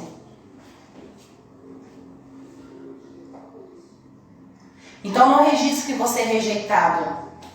Que todos nós já passamos pela rejeição. Vamos partir agora pelo medo do fracasso. O que eu coloquei ali? Porque é muita coisa, mas só para a gente enxugar. Sobre o medo do fracasso. Coloquei ali que é muito típico de quem não tenta. Porque teve uma criação de que não precisa tentar. Você vai ganhar tudo de mão beijada. Nós temos aquele costume de dizer que vaca dá leite, né? Vaca não dá leite, amor. Na vaca consiste leite para se tirar. Não senta lá o bumbum 5h30 da manhã, acho que tá até tarde 5h30 da manhã, acho que é 4h pouca da manhã para tirar o leite. Não tem a técnica não de extrair o leite. Não tem um balde, um banco não, para ver. Não tenha não que amarrar as patas da vaca ver se vai extrair leite. Então veja que o medo do fracasso também nasce daí, da facilidade de querer achar que a vida é composta de uma corrida de 100 metros. Não, a vida é composta de romper o obstáculo, você correr atrás, você conquistar. Os pais não podem facilitar demais para os filhos. Porque veja que de forma inconsciente, adentrar aqui um pouquinho para vocês, que a mãe apresenta para os filhos a forma de amar.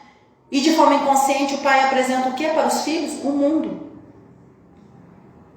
A conquistar o mundo, a sair para conquistar o mundo. Veja que é uma menção de caça, né? Trouxe para o contexto de hoje.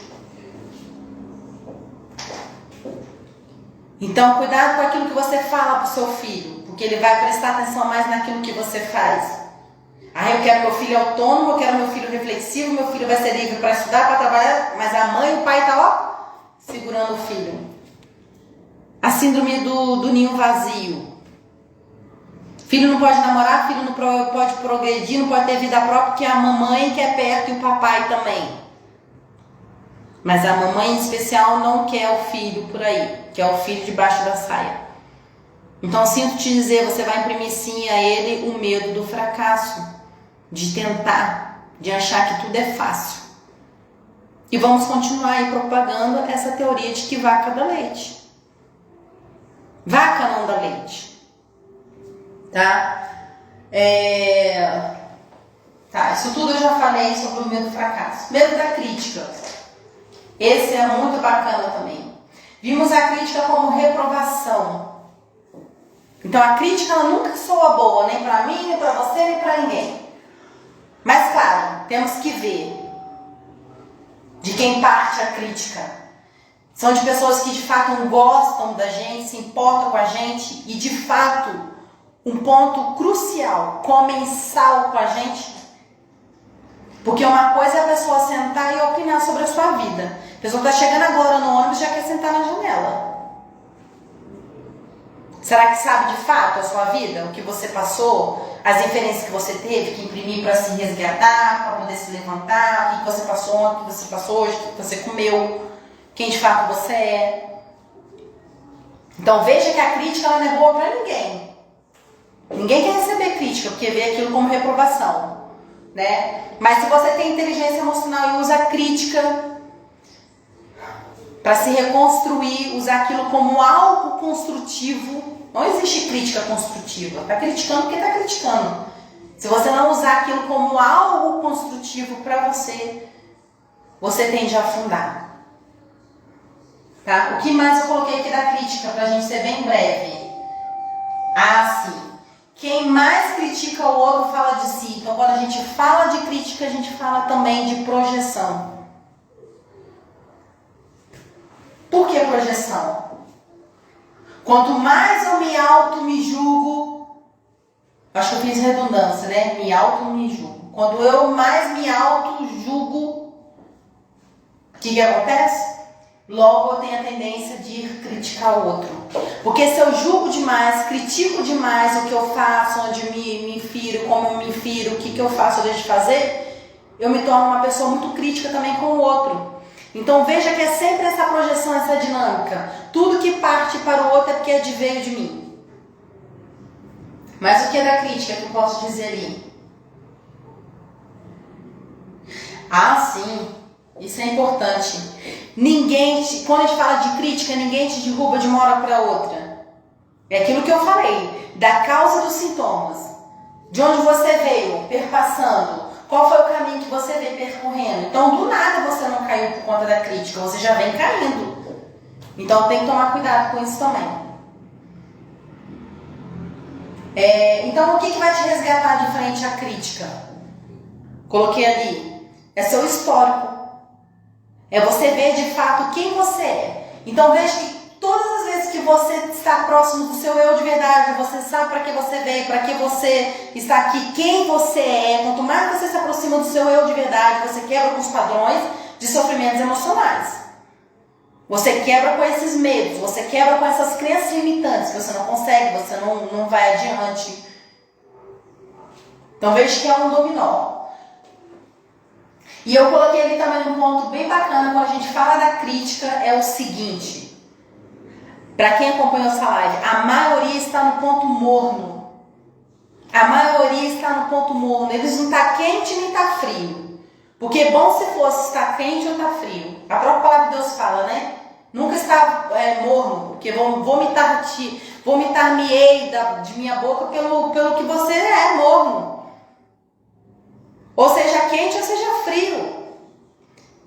Então o medo da crítica também com o sentido também dessa polarização. Então escolha estar frio ou escolha estar quente. Porque você está morno, você não faz nada, você não polariza nada, você não vai adiante e nem você vai adiante se escolhendo ficar ali. Por que, Michele? Como assim é adiante eu escolher ficar ali? Porque eu falei no início da live que até o ponto de inércia, ou seja, até a escolha de você ficar parado, que às vezes você acha que não tem o poder de decisão, você tem. Pelo fato de você decidir ir adiante ou você decidir ficar parado. Porque o próprio fato de você ficar na inércia também é uma decisão. Então o medo da crítica é um dos pontos que eu coloquei ali, além de ser uma projeção. Porque quanto mais você se julga, mais você critica o outro. Porque se eu me critico, se eu me julgo o tempo todo, eu tenho a tendência a criticar o outro. Ai meu Deus, que roupa horrorosa. Ai que cabelo ridículo. A pessoa passou, né? Quem te perguntou alguma coisa? Gente, não vê isso como insulto, tá? Me toma no coração. Isso tudo é construção. Quem te perguntou alguma coisa? Se o cabelo do outro é bonito, se não é? Então veja que as formas de preconceito, os posicionamentos de crítica sempre partem de uma pessoa. Quem é? Você mesmo. Você projeta no outro como você se vê. Ai, que gorda! Ai, que feio! Você se vê assim, querida. Você se vê assim, querida. O outro te perguntou alguma coisa, o outro demonstrou que não está bem, está infeliz daquela forma, mas a necessidade de atacar o outro nada mais é do que o quê? Projeção. Você não aceita o outro ser diferente. Então você emprega no outro o quê? Agressão. Claro que aquele que parar para ver a minha live de 7 minutos aí sobre agressão vai chegar um certo ponto de parar para pensar que todos nós imprimimos agressão em algum momento nas pessoas. Por quê?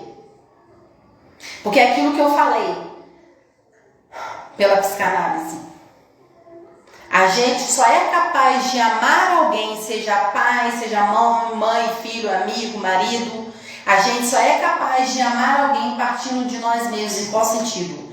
Eu amo no outro o que eu amo em mim, ou eu amo no outro o que me falta, porque eu acho bonito.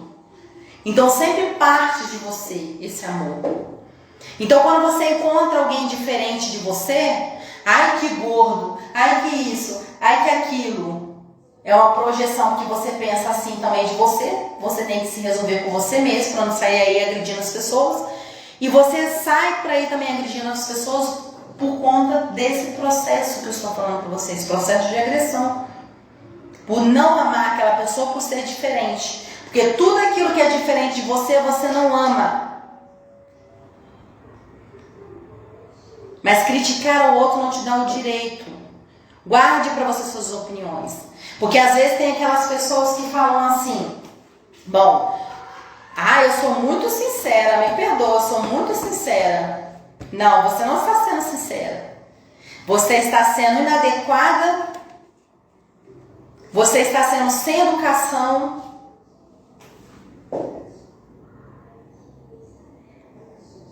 Porque quem se usa daquele argumento, eu falo tudo mesmo porque eu tenho personalidade forte. Não, você não tem nem personalidade. Porque quem se vale da persona, da pessoa que é, sem máscara, que seja, se conhece, é aquela pessoa que vive em si de forma feliz e não quer atacar o outro. Então não se vale da crítica, em querer criticar o outro, justificando que você tem a personalidade forte. Não, você não tem personalidade forte. Pelo contrário, você não tem personalidade. Porque quanto menos personalidade você tem, mais você quer aparecer, mais você quer agredir o outro. Então veja que é essa dinâmica. Então vamos falar ali do medo do desconhecido. Vamos trocar. Então veja que nós falamos do medo da rejeição, do fracasso, da crítica, e agora nós vamos falar do medo desconhecido. Então esse projeto abarcou os 4 medos. E esse medo da rejeição, medo do fracasso, da crítica, do desconhecido, eles abarcam todas aquelas feridas emocionais que nós temos. Abandono, injustiça, traição, humilhação, rejeição. E qual é a palavra em comum desses padrões de sofrimento? O medo. E agora vamos abarcar o medo que perpassa todos. Nada mais é que a gente tem medo por conta disso. Reação do cérebro de imprimir medo na gente como mecanismo de defesa. Bom, se eu passei por esse momento traumático, não quero passar novamente. Então logo é impresso em mim de forma inconsciente, como defesa, querendo ou não, o medo. Porque eu imprimo assim em mim. Não quero passar por isso novamente. Então eu sinto medo. Medo do desconhecido é o que você não sabe e te controla. Evidentemente, por isso que nós falamos, que é o desconhecido. Então chegamos até aqui, a gente já deve ter quase horas de live. Então é entender que a gente não tem que toda hora se sacrificar, se auto-julgar, mas se entender, bom, eu passei por tudo isso porque eu não sabia, mas agora eu sei. Então o desconhecido era isso. Eu não sabia, mas agora eu sei. Então aquilo que você não conhece tende a te controlar. Então não sabia o quê? Que tinha crenças limitantes. Você não pode, você não consegue, lembra que eu falei? Então o meu desconhecido também é porque você às vezes tem pensamentos disfuncionais. Aqueles pensamentos disfuncionais que eu falei para vocês. Que é aquela questão do ser, sensação de catástrofe. Ou seja, tudo que eu vou fazer eu penso que vai dar errado. E se eu não conseguir? Aí vai acontecer alguma coisa se eu for.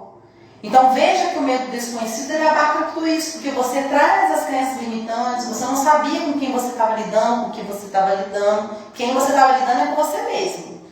Nunca terceirize. É com você mesmo. Né? O medo do desconhecido também é o medo de não ir para a vida também, que eu coloquei ali. Lembra que eu falei que de forma inconsciente a mãe apresenta pra gente o amor e o pai de forma inconsciente mostra pra gente o quê? O correr atrás, ir pra vida. É trazer pra gente desde o momento lá, nômade, paleolítico, que seja, fazer essa menção, né? A mulher já ficava em casa cuidando dos filhos. Então é essa menção pela constelação, pela psicanálise, de que a mãe apresenta a forma de amor e o pai, o mundo, porque ele saiu para caçar. Então o medo de desconhecido, quando você não sabe, quando é impresso em você o medo do desconhecido, o que acontece? Você perde a energia de ir para a vida. Porque você não sabe com quem você está lidando, ó, quem você está lidando, porque você está afastado do seu eu de verdade. E quanto mais afastado do seu eu de verdade, mais você está próximo a algum tipo de padrão de sofrimento emocional. E o medo do desconhecido é esse. E eu coloquei mais coisas importantes. E eu não sabia que eu tinha de 28 a 30 emoções, a depender do teórico. Nós falamos da importância do emocionômetro. E o medo do desconhecido também, eu coloquei ali uma coisa muito bacana também, que é aquilo que o Augusto Cury chamou, intitulou como janela Killer e janela Light. Então, quanto menos a gente sabe da gente, quanto menos a gente sabe do nosso eu de verdade, mais a gente cria e alimenta padrões de sofrimentos emocionais, advindos de feridas emocionais. A gente tende a abrir janela killer. Ou seja, tende a abrir mais e mais aqueles momentos traumáticos na nossa vida, na nossa mente. Que é aquilo que eu falei para vocês, o registro automático de memória. Menção essa também trazida pelo Augusto Cury. Maravilhoso, renomadíssimo. Que esse registro automático de memória, o próprio nome diz, são registros automáticos, registrados automaticamente pelas nossas emoções. Então, quanto mais eu acesso esses pensamentos traumáticos, essas situações traumáticas, mais eu apresento a janela Killer. Em contrapartida, eu tenho a janela Light. Se eu penso muito em coisas boas, eu tendo a abrir o quê? Tendo a abrir o quê? A janela Light. O próprio nome diz, né? Light. Tudo que é light é leve. Coisas boas, tende a pensar coisas boas. Se eu filtrar meu pensamento e pensar coisas boas, eu tendo a abrir janelas light. Desculpa, gente, que eu já tô aqui 2 horas. Mas se eu abrir momentos traumáticos, eu vou estar abrindo o quê? A janela Killer. Então veja que esse registro automático de memória vai ficar abrindo toda hora dentro de você, se você permitir. Porque ele foi registrado, essas emoções foram registradas em momentos traumáticos. Então veja que é o registro automático de memória. Então se eu registro automaticamente as minhas memórias, então eu parto sempre de uma emoção. Então aquelas emoções registradas em período traumático tendem a dar um power a mais. Então toda vez que eu desconheço o que me controla, que é o meu eu de verdade, eu de verdade, e tem um eu de verdade que tenta me impulsionar. Quanto menos eu souber sobre eu, sobre mim, mais o desconhecido tende a me controlar, mais esse padrão tende a perpetuar em mim, né? Então ter cuidado em abrir essa janela Killer, filtrando os pensamentos, é aquilo que eu falei. Você não tem que acreditar em tudo que você pensa. O seu cérebro tem a atividade, o objetivo principal, que é produzir pensamentos, sendo eles ruins ou maus, maus ou bons, durante o dia. Mas cabe a você, com autoconhecimento, com inteligência emocional, com construção diária, ressignificação diária, que você tende a escolher, a filtrar os pensamentos bons. Então, quanto menos janela Killer traumática você abrir, melhor. E quanto mais janela light você abrir, quanto mais janela Killer é pior você abrir, quanto mais janela light você abrir, é melhor. Tá? Falamos já das soluções, né? Olhar para a dor, combater causa e sintomas, combater causa e não sintomas. Falei muito do câncer aqui, falei de tanta coisa. Não se maltratar, não se auto-julgar. Então veja, gente, que esses 10 encontros que nós tivemos aqui não é o suficiente para mudar a gente. Tem gente que chega no consultório e fala assim: ah, doutora, pensei que a senhora fosse me ajudar em... Acredito que qualquer terapeuta e psicólogo passe por isso. Pensei que com 10 encontros, vamos supor que a pessoa teve 10, 11 ou 20 encontros que seja, pensei que a gente ia ter uma solução e tal. Aí você já diz para a pessoa, já faz aquela menção: poxa, tu tem 30 anos, tu tem 40 anos, vem sofrendo até hoje. Você acha que é fácil mudar com 20 sessões? 25, 30, 15, 10? É um processo. E é aquilo que eu falei no início da live, tenham cuidado com os coaches. Aqueles coaches que estão aqui têm a minha admiração, meu respeito. Mas onde eu quero chegar? São treinadores da mente. Vender a ideia de que vai mudar uma pessoa, tá errado. Tem que ter análise. Tem que ter confronto, tem que ter filtro, tem que ter N coisas. Quando eu falo em mudança, aquilo que eu falei no início, quando eu falo em mudança, pode ser atual, iminente, pode ser o agora, posso mudar, mas é uma tomada de decisão aqui. O que tange é isso, atual, iminente, exato, aqui. Mas o processo de mudança em si, ele é contínuo, ele é construído, ele é galgado, ele é alçado em vários voos, então leva tempo, tá bom? Meus amores, quero aqui agradecer a vocês. Eu acho que eu fiquei umas 2 horas aí, eu falei tanta coisa, né?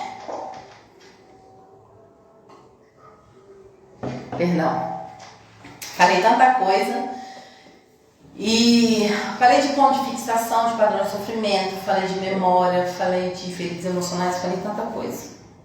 Mas espero que vocês tenham me tomado no coração, porque tudo isso foi crescimento para vocês e para mim também. Costumo dizer que toda terapia que a gente faz, a gente é uma faca de 2 gumes, corta com os 2 lados, que à medida que eu vou falando com vocês, eu vou aprendendo também. Tá certo? E já que nós falamos aqui que nós estamos encerrando esse projeto dos PCS, que é os padrões de sofrimentos emocionais, mas no discorrer, né, nós iremos tocar em outros assuntos, iremos fazer outros projetos. Tá certo? Porque falar de emoção é esse mundo aí, esse oceano vasto, não tem limites, tá certo?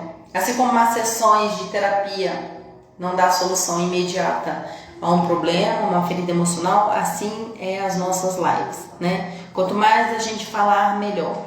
Mas agora eu estou com um projeto, vai começar hoje, é o primeiro dia de meditação, que nós iremos estar juntinhos para a gente retomar com o nosso eu de verdade.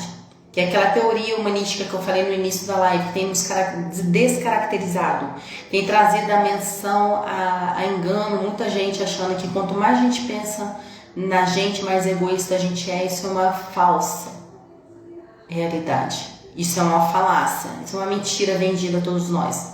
Pelo contrário, quanto mais a gente chega a gente mesmo, mais a gente vence. Perdoa que tá barrando aqui. Porque a gente precisa chegar no nosso eu de verdade. A cura está em nós mesmos. Então a meditação, ela nos ajuda a se aproximar da gente mesmo. Então hoje, meia-noite, para quem quiser, esteja comigo, tá bom? Pro nosso período de reflexão, que é a hora que a gente vai parar com tudo, vamos desacelerar um pouquinho, nos encontrar um pouquinho na gente mesmo. Tá bom?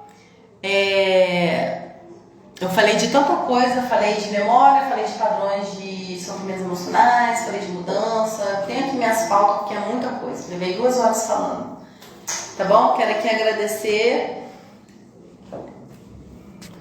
aqueles que gostaram, meu muito obrigada, aqueles que têm as suas críticas também, eu tomo também, né, porque a gente tem que tomar no coração, que é das coisas que nós falamos hoje, que tudo é crescimento, tá? Para aqueles que colocam carinha de que tá rindo, para mim é um prato muito bom, eu aceito também, né? Porque eu não tô aqui para ser analisada. Eu vim aqui, na verdade, trazer contribuições, mas mesmo assim também eu aceito, porque tudo é crescimento, né? É posicionamento. É aquilo que nós falamos também aqui, né? O criticar o outro tem muito a ver com a gente, né? É projeção. Mas é isso, meus amores. Meu muito obrigada. Ou pode ser também uma carinha feliz. Fiquem com Deus, tá? E meia-noite nós estaremos aqui, de volta. Eu vou tentar adentrar lá, migrar no Facebook. Porque no Facebook já tem uns 4 anos que eu faço live lá. Então, não posso discorrer tudo isso aqui e não fechar lá também. Vou migrar pra lá e meia-noite estaremos juntos, tá bom? Beijo, fiquem com Deus. Muito obrigada. Deixa eu ver quem que esteve aqui com a gente. Gente, para quem quiser ver mais live, é só ficar de olho no feed que eu sempre coloco lá, tá bom? Como de natural, né? Como todo mundo faz, né? A Sara, a Patrícia, a Nina, tem o pessoal também do Periscope aqui, muito obrigada. A outro celular aqui do Facebook, o atrelado também, ao Facebook da página, muito obrigada. Agora eu vou pro meu Face particular. A Giane, a Giza, o Jonas, a Giane, a Lena, Luciano, Slide, Aline, celular, espaço, aos demais. Obrigada, viu, meus amores? Beijo, fiquem com Deus.